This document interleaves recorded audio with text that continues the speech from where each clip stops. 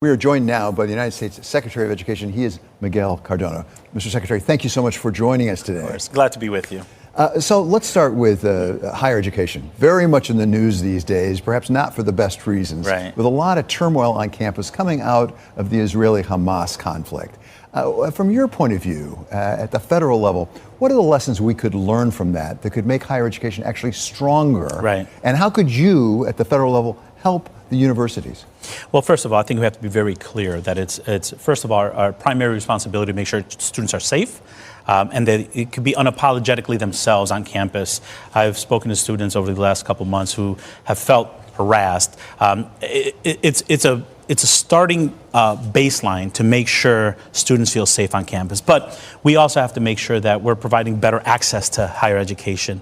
You know, when I became Secretary of Education, the president told me, look, we got to fix it. We need higher education to be accessible and affordable to more. And we're working really hard to open doors to higher education to more students, whether that's, you know, redesigning FAFSA, which we know is going to open the doors to 600,000 more students across the country. I'm excited about that. 600,000 more students can have access to higher education. The SAVE plan, which is an income-driven repayment plan. So, you know, a student like me 30 years ago, first-generation college student, I didn't know if I could afford college. I didn't want to put that on my parents. We have programs now that give more confidence and the ability for students not only to finish college, but to be able to pay off their loans and be successful. And that has generational impact. I'm really excited about the work we're doing there. Well, just to stay on FAFSA for just a moment, because Sure. there have been some issues with FAFSA this year as people have rolled it out. I know from my point of view, Right. working with some students, they've had some difficulties. Where are we in that? Have we worked out the difficulties? You know, we've had in the last 4 days over 500,000 successful applications. Yesterday, we didn't have a waiting room on FAFSA. It's getting better, but let's keep this in mind. We had a system that's older than me, okay, that hasn't been touched in about 40 years, 45 years, that is being overhauled to allow 600,000 more students to access federal aid. Think about what that means for our country. And because we had to overhaul it, we did a soft launch. We're testing it out. We're working out the kinks of a brand new system, and I'm excited about the potential. I expect with this new, better FAFSA, that the FAFSA completion rate in this country is going to skyrocket. More students are going to have access to higher education and fulfill their dreams. So when it comes to higher education generally, what do you think about the governance process? You mentioned the affordability. That's Right. a business aspect, because these universities and colleges are big businesses, Yes, as they well are. as being educational. There's an academic element. One of the issues that's come to the fore, right, is what are the respective roles of the president of the administration, of the faculty, of the board, and yes, of the donors? Yeah. Well, look, at the end of the day, we need to make sure higher education institutions are places where students can grow, find their passion. And what we're finding in many cases is, you know, people talk about academic freedom, and that's under attack. And we have some very extreme Republicans right now that are looking to higher education to continue their culture wars, as they've done with book banning. What we're focusing on is affordability, access, making sure students are completing, improving the return on investment in higher education. For so many students across the country, they don't see that being a good investment. I would argue the opposite. College graduates earn on average $1 million more than high school graduates. But we have to make sure that the universities, whether they're 2 or 4 year colleges, are preparing students for the careers of today and tomorrow. We've worked really hard on creating pathways. You know, a good higher education system also gives students options, career options. And with the tsunami of careers available now due to the CHIPS and Science Act, the infrastructure plan, I'm excited about the potential in higher ed. That investment, which is a substantial one, is financed in significant part by debt, by student debt, which is, of course, a big Right. issue.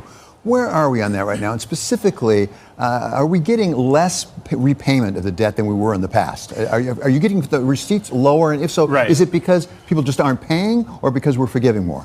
No, well, we've forgiven $132 billion, and we've gone after the for-profit colleges that are taking advantage of students. So we're cleaning up a big mess. I'm going to be very frank with you. We're cleaning up a big mess. We're also improving the processes so that 5 years from now, we're not in the same situation.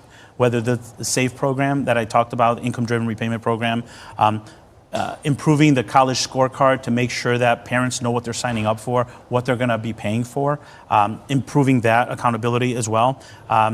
we're improving the system so that we're not in the situation where students are left with a lot of debt and low income.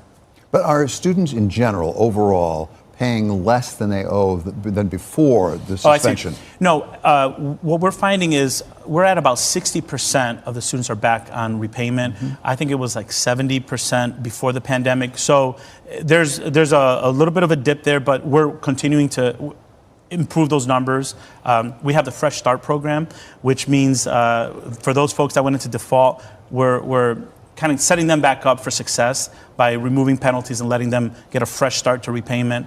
The SAVE program is affordable, meaning people that would go into default are now more likely to be able to be successful paying bills. Let's keep in mind this debt forgiveness work that we're doing is a result of not only the pandemic, but we had over 1 million people going into default every year.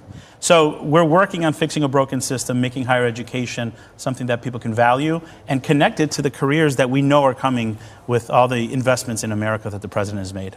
One last one, Mr. Secretary. There's a lot of talk about deficit these days, fiscal deficit in Washington. What about education deficit? We came out of this pandemic, from the numbers I've seen, with a deficit here. A lot of our school kids, especially students who could afford it the least, have fallen behind. How can we make up that deficit? Yeah, look, I'm a fourth grade teacher at heart. I started as a fourth grade teacher, and one of the things that made me decide to become a teacher is I wanted to address achievement disparities and opportunity gaps that exist in this country. And now as Secretary of Education, I feel even more passionate. The pandemic worsened achievement disparities. Within months of serving as president, the president was able to usher in $130 billion, the most education funding I've ever seen in my career as an educator, to address disparities. Districts are using it well. We're starting to see results. In Nashville, the achievement rates are better than the pre-pandemic levels. We're seeing graduation rates in Chicago and Clark County, Nevada, improve. But what it says, David, is education is an investment. And as we sunset with the American Rescue Plan dollars, it's critically important that we don't talk about education federal funding as a cliff, but as a baton being passed. States and local leaders need to understand the importance of investing in education. Our plan is not just to get back to pre-pandemic levels. I want to raise the bar and lead the world. And if we're going to do that, we have to look at education and our students as an investment. Mr. Secretary, thank you so much for being with us. That's Miguel Cardona. He is the United States Secretary of Education.